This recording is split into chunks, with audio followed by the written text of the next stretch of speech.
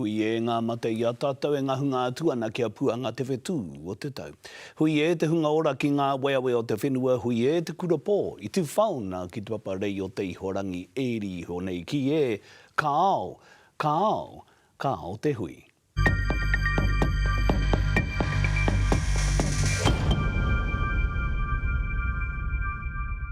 Kia ora and welcome back to the hui. He pēhea nei, tā tātou whakatere i te waka o te ao hangarau i aia nei. Ko ia rai nei tērā ko te Hawaii hou e kōrerohia whānuitia nei. Kia hatia, kia atitiru ake tātou ki ngā kaupapa matua e matapaki hia ana i tēnei wā. For generations, great navigators read the stars, mapped currents and gathered knowledge to cross vast frontiers. They did not just survive change, they shaped it. That same spirit has reached a new frontier. The destination has changed, but the purpose remains, exploring new horizons. Welcome to the rise of Māori tech. New Zealand's technology sector is a major economic driver, contributing $23.8 billion to GDP in 2024. Sitting right at the cutting edge of that ecosystem is a fast-growing network of 85 Māori-owned tech enterprises. The top 12 of these companies alone generate over $160 million in revenue. To understand this industry, there are three key focus areas: creative tech and IP, primary sector innovation, and enterprise software. Organisations face increasing challenges as they grow. Balancing innovation with Māori data sovereignty adds further pressure, requiring careful handling of data. As change accelerates, the challenge is not only to grow, but to do so with care, holding knowledge, identity and responsibility at the centre, while stepping confidently into what comes next. So to discuss all of that, the challenges, the opportunities, the growing Māori tech sector, are three of the best, our technological experts. On our panel, our technology navigators. He is the founder of Straker AI, a tech company with global clientele at the forefront of language information technology. Grant Straker, tēnā koe. Welcome, Ehua. Good to have you. She is GM of Tech Delivery at ANZ, leading large-scale technology systems. Megan Tapsell, tēnā koe. No way. And he needs no introduction to many of us, particularly those who grew up watching television in our time. He's the founder of Animation Research Limited, a pioneer of digital storytelling and indigenous narrative in tech. He is, of course, Sir Ian Taylor. E tā, tēnā koe. E aku rangatira tēnā koutou katoa. Thank you so much for being a part of our panel. There is so much to discuss. You've heard the numbers there. How much opportunity, Grant Straker, is out there at the moment and exists for Māori in the tech sector? An enormous amount of opportunity, and I think the way to think about where we're at with AI, and as amazing as it is, and it's like living in the future that, you know, from the 70s or 80s, we're living in the future that was portrayed in sci-fi movies. If you think about it, it's like somebody's just invented electricity and they've just turned the light on and the light's flickering, you know, and they're like, oh, is this any good? Is this no good? That's where we're at. If you think about electricity, people were like, well, I've got my candles, do I need electricity? But say when something like the refrigerator came along, then the world changed, right? Because then if you were in New Zealand, you could actually export to the other side of the world. And we haven't reached that stage yet. So we're not at the refrigerator stage of electricity. We're at the lights still flickering on. So you're saying we're still very primitive Oh, at absolutely this stage. primitive for what it can do. Wow. You know, we're at the convergence of two exponential technologies, robotics and a super intelligence, an AI. And that convergence has just happened, and the world's about to really take off. That's my view of where we're at. Yeah. Megan, what are you seeing? Is it the same, or is it slightly different, particularly with Māori communities? Rangatahi Māori. Look, Grant's not wrong. The opportunity is overwhelmingly positive in terms of where we're going. But there is a word of caution around how we approach that, and we need to be part of the journey in order to be part of the opportunity. When I reflect on what artificial intelligence is doing or could do, it could, if we reflect on our own history, there's a colonisation element there that we should reflect on around that opportunity and making sure that our rangatahi and that our leaders, our technology leaders are there leading for Māori at the front of where we're going. In terms of the opportunity though, we need to see ourselves reflected in the artificial intelligence. Just actually strengthening that in the analogy we've just heard, when TV came about, we were Māori at home, we listened to the radio. With TV coming along, we started to adopt Americanisms and we became more American in some of our approaches in the world than we were as our authentic Māori. So I think the opportunity is great, it is here, there's exponential growth out there. But we should eye this convergence with a lens for Māori to be at the helm of it. And if we're not, then the opportunity won't just be great for us. Surya and Taylor, you showed me some work before of young people who are right in this space now. Are we at the helm? Or is there a lot to do before we can be in that position? No, I'm really optimistic. And I begin, with the Māori whakatauki, ko ngā tahu ao tapawai I nanihi, hei to ira ora mō āpopo. The footsteps we laid down in the past create the paving stones upon which we stand today.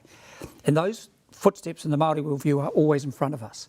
So, we talked about electricity. I was 7 when electricity arrived at our house. I still remember the light bulb lighting up. And for me, the most amazing lesson as I look out at those footsteps is I didn't need to know how the electricity got there. What I did know was it just changed everything. And I think the example of the refrigerated ship is really important. We became one of the richest companies in the world because we could export meat. But we got lost in the idea that it was the meat that made us rich.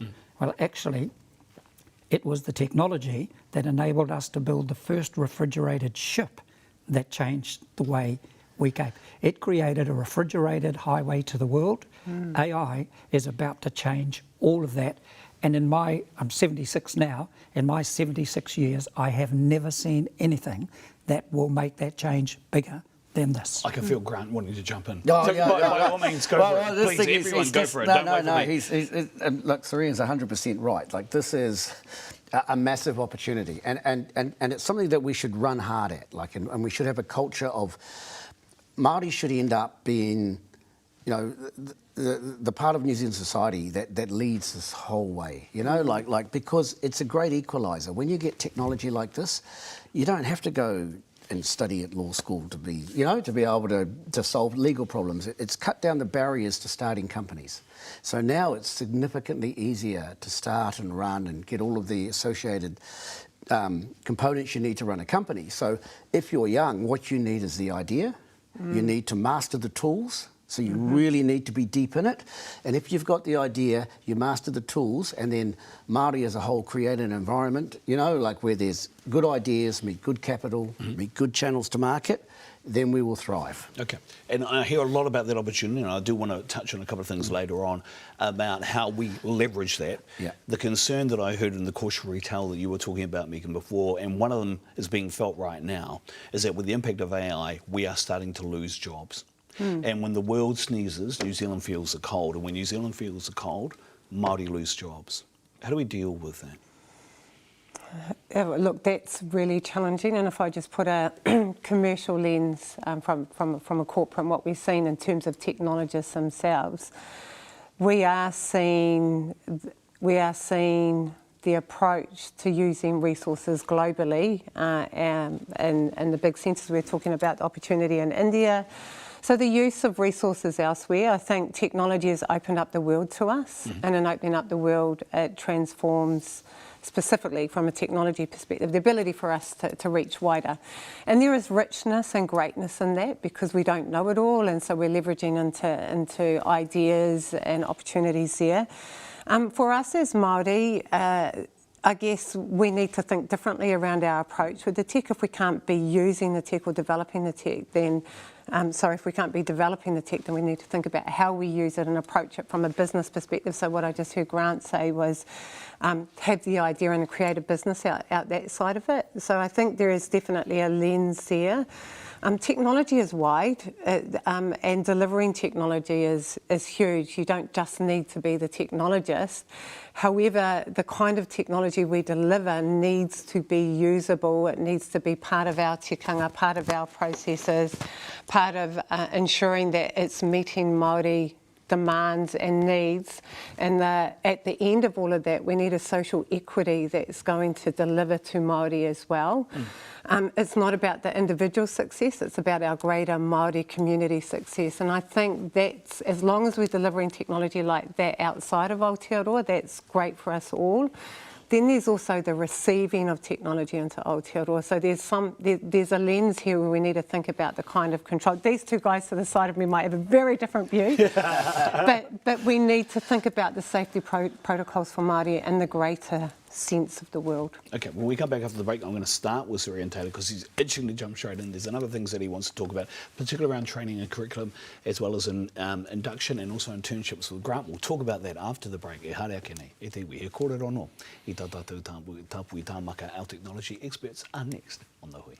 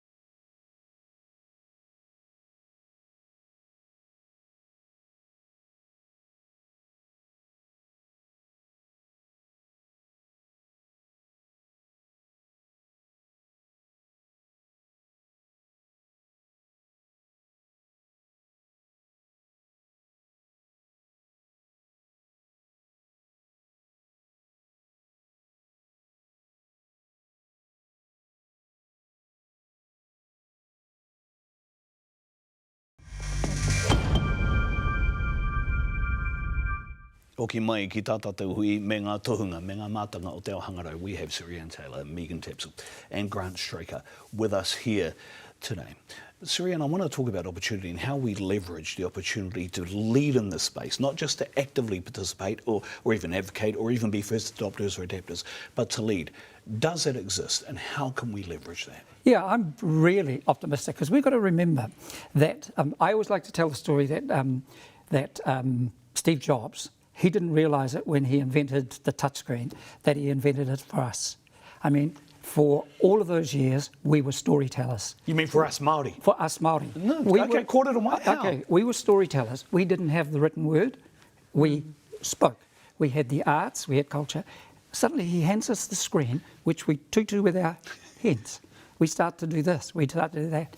Well, AI has just taken that to another level because some of the wisdom I got when I was growing up was sitting at the knees of my aunties. Mm-hmm. It was the talk, it was this. So the question, no, not the question, the opportunity is now that machines can answer almost any question, we need to be teaching our rangatahi how to ask better ones. Mm. And if we do that and take that approach to AI, we will lead the world.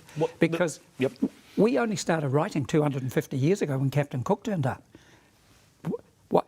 We don't need to now, you know. Alexander the Great sat at the footsteps of Archimedes and they talked. Why did we get to writing? Well, that's the only way you could spread the word. But now AI has given us the ability, and I think it's been designed for Māori.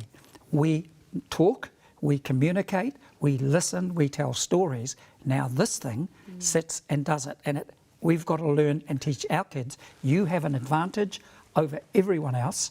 Now ask the right questions. So we have the competitive advantage to tell those stories, right? Totally. But what about the access to the ability to be able to turn that into the technological outcome that we require? Does that exist? It's sitting there right now. It's just sitting there. But it is sitting there, but we do need to change the framework. So I got a lot of wisdom from my aunties from their jandals. But I think that the technology does exist. So what we've got to do is we've got to make it accessible. And by that I mean, if you look at inference, so you look at AI, the brain of AI and the cost of that. Right now, that's an expensive cost. Like, it's hard. You could have an idea, but to put that into something useful to build your app, you've got to pay for this inference cost, this AI cost. So if we could make that type of thing available to rangatahi and, you know, and enable them to have those tools, then they can build all sorts of things. So I think that there is an enablement factor of getting this latest AI and how we can do that. And that's for, you know, New Zealand as a whole and the government as a whole to think about how do we enable everybody to access these tools. So I think that's one thing. And then we're at a stage where you can self-educate yourself in a way that's never been possible before. So we've got to change the culture to people thinking about how to do it. You know, if you think about sports, somebody might want to be in the Warriors or All Blacks or whatever, and they'll sit and they'll go on the field and they'll try and kick a goal for hours and hours. You know, we've got to enable people to be able to know that they can sit there, learn, and use this AI to teach themselves. And, I think that that's the type of thing we've got to start to enable with the young. Yeah, one of the things I always hear in this space, Megan, is about we've also got to have control of data. Māori talk about data sovereignty. Māori leaders also are really active in the Māori data sovereignty space. Is data sovereignty and their inability to have that an inhibitor? Is it a real thing? Or is Māori data sovereignty really important in this space, do you think? It depends on the definition of Māori data here. At a principle level, having control over our Māori data is really important. I mean, we don't need to look back too far to be aware that when people have data and they're making decisions about you, they're making it from their point of view. So data is the foundation to AI, it's a foundation to the stories that we tell, and it's foundational to the decisions that we make as leaders. Now, if someone's using my data to make a decision, I want them to make it so that I get the right outcome or a good outcome. And I think that's what Māori are asking for at a really high level. If you're using our data, let's use it for the greater good for Māori. So it is important for us, and there are also some elements of Māori data that we may not want to go into an AI system. Some of our whakapapa, some of our learnings, they belong to us. Yet we are widely sharing this in social media and channels, and so some of the opportunity may already be lost. But there's a line there that we need to be really clear of. The flip side of this is that if we want to use the tools, if we want to tell the stories, our data needs to be part of the story as well. So there's a risk overlay that's really important. It's important for around how we adopt and use AI, and it's important around how we choose to use our data within these platforms.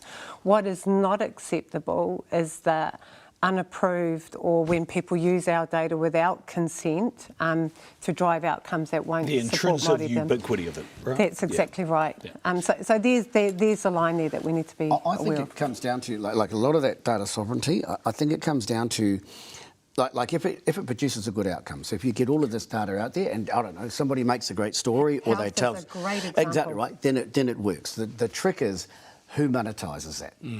That's what we need to be careful of. If it's good, that's great. But if it just goes to a big corporate in America and doesn't come back into the community, then that's a bad outcome. Yeah. Correct. Yeah. What I'm hearing is really important here, Serena, is training, teaching, curriculum. That's why the way we solve that is we lead this world. You know, we tell the stories. We, Māori, do those stories. See, one of the interesting things is I try not to talk about AI at all. I talk about technology. It is just another technology, an amazing technology, but everybody's eyes glaze over when you go AI and you get this thing. So the other thing about it is only humans would call it artificial. You know, there's nothing artificial about it. But I heard a Māori the other day said it's ancestral intelligence. We should embrace it as ancestral intelligence because it's everything. So how important then is the ability to be able to train? You know, the curriculum that exists at the moment, what needs to change for that to occur? The change is there now. Okay. It's just an attitude. So I just want to share a little story of my moko at 4.5 years old. Loves reading books.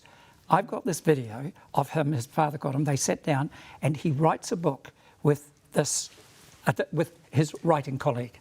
And the two of them sit there and they write this amazing story about a robot coming from outer space. And then it prints it as a book. And he reads it to his 3.5-year-old sister. But what really blew me away was when we asked it to do it in te reo. At 4.5, his co-writer, not even going to use AI, the co-writer said, well, Franco, what I've got to tell you is there's no Māori word for robot, but here are 5 options. Here's what each one means. Which one do you think works? And at 4.5, he's looking at that. That's 4.5. So don't think about it not happening. It's on fire and moving. We have to embrace it. Okay, Sirian has very uniquely but also done really well the bit I was going to do, which is segue us into rangatahi, but also capital injection. What capital is required to be able to make this all develop and work? We're going to be talking about that after this with our panel of experts. Ki te tonu mai.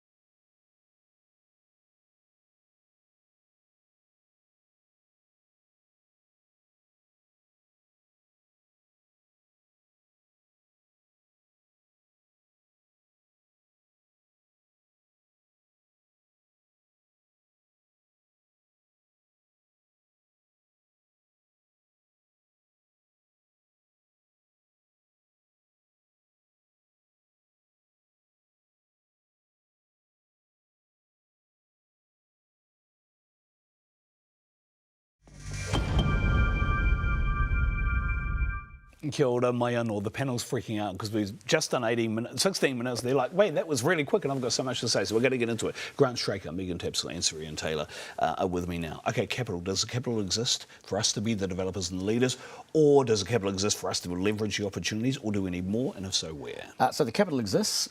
Is it existing in the right places? No. Look, there's a great book called Why Nations Fail, and it shows why nations succeed, right? And that book says, you know, good ideas meet good capital, meet good channels to market.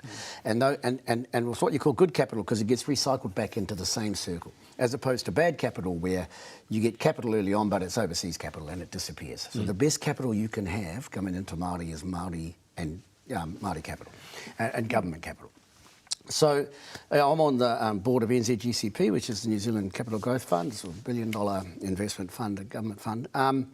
And there's real intent there. Like they've really tried to figure out how to get more Māori iwi capital into funds.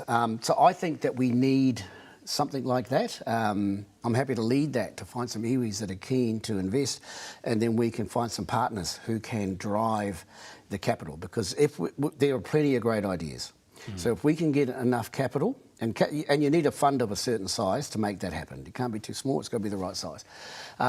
So obviously riskier capital, but with massive outsized returns. So I think that's what we need.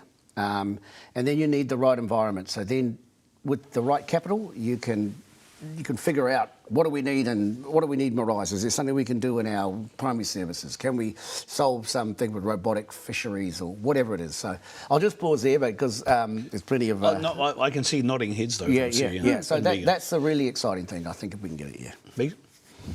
No, we can't move forward without capital, and I think Grant's idea of a Māori view as opposed to an iwi-orientated view would be the right outcome for us in order supported to by iwi though, invested by iwi, do you think? Correct. Yeah. Correct. I had the opportunity to be part of a panel that reviewed the AI opportunity under the government's new initiative, which is investing 70 million back into AI tech to create an AI platform for Aotearoa. 70 million's not enough over the 10-year time frame that they're looking at. But this idea of creating an AI platform, a centre of gravity here to leverage and propel ourselves forward on, you know, Māori need to be part of something like that and have a centre, take up the opportunity here to push ourselves forward. It's an important part of it. I saw your head nodding No, too. it'll happen faster than 10 years. That's the thing. I think these government things are too slow. I think I want to move from technology to what the opportunity are. We keep talking about AI, but actually, and that's what this was about, but actually as a country, we now have to be looking at what technology does to put us back as one of the leading countries in the world. And to do that, we need to look at the whenua. The whenua is not going away. Papatūānuku has answers to climate change and sustainability, and the best way to attract investment is to have a deal that is economically sound. So if we look very quickly at things like bioforestry, worth between $19 and $30 billion a year, we leave it lying on the ground. We look at supercritical geothermal, we look at agritech, and AI is one of the technologies, not the only one, that will help us in there. But I think from a Māori perspective, we should go back to Papatūānuku, look at what she has already given us that we have ignored, and that technology is now allowing us to work with her to make us rich again. Māori-led values, Māori-led outcomes, right? Ka pai. What's something that's really getting you excited at the moment, not just at Straker AI, but for Grant Straker to wake up with in the morning? Oh, look, I just find like I'm living in my sci-fi future from the 70s. I said it before, like you wake up and you just, so I've gone back on the tools. Like, I've been on the tools like coding or developing for 20 years, and it's just so exciting. Yeah. And it just opens up your eyes to all of the things that you can build so quickly and solve problems. And you still got to build a company or to build something, you still need to have these, work through a process. But I think it's just opened us up that you can solve so many problems. You can just look at anything, walk past anywhere and go, right, if I had AI and some robotics, I could build something, whereas before you couldn't. So it's got me really excited about, if you're a builder, be an engineer. You see, Ponsonby Rugby, no easy ponies, didn't answer the question specifically, but still gave it a I didn't. There's too much, there's too much. At a really basic level, the technology, I have a vacuum cleaner that cleans my house before I get up in the morning. I just love the ability to ease your life around certain things so that you can focus on other things that might be more important to you at that moment in time. Yeah. Real simple, but a great outcome with the use of AI tech. More broadly, I may have started this conversation with we need an eye of caution, but the opportunity for those who are curious, the opportunity to build businesses without needing that deep capability, it's just fantastic. Sure. Curious is what I will close with. So the most exciting thing for me at the moment is what we're doing with education. So what you do again, what's the technology that's available? I looked at our education system and you realise the way to solve it is to deal with three things. You've got to value teachers' time, you've got to inspire curiosity, and education should be free for everyone. Now, a year ago, we couldn't have even contemplated this. The new platforms that this new technology has given us will mean that at the start of next year, we will roll out a platform that will be free to every school in New Zealand and the Pacific Islands, and it will do those three things. And I think that is one of the most exciting things, because we have to be thinking intergenerationally, and if we start this in our schools, we've got no idea what those kids are going to do before they get to secondary school. I've got it, and I know everyone wants to go again, but I just wanted to say, I want to thank you all, not just for being a part of the panel, but thank you for the inspiration, because I've got the hand on the heart now going, geez, I need to do some real work now. Yeah. I think there's lots of opportunity. Well, I'll tell you one thing, Serena and I are both aligned on this, is that we've both got self-driving Teslas, and that gets me excited. Like, it does. It drives it for me. So that's the future. Well, my issue is access to capital, but anyway. I'm just going to close. If you want to think about the future, my 4.5-year moko is the one who said, Koro, you need self-drive in your car. He got in the car and loaded it to the car. Okay. Put it in. Yeah, see, this is starting to freak me out now. But anyway, Grant Straker, thank you so much very much for your time. That is us for this week on The Hui. Next week we have more from Te Ao Māori for you. Kia mau ki te turanga o Taputapu Ate o Hawaii ki hou. Haumi e, hui e, taiki e.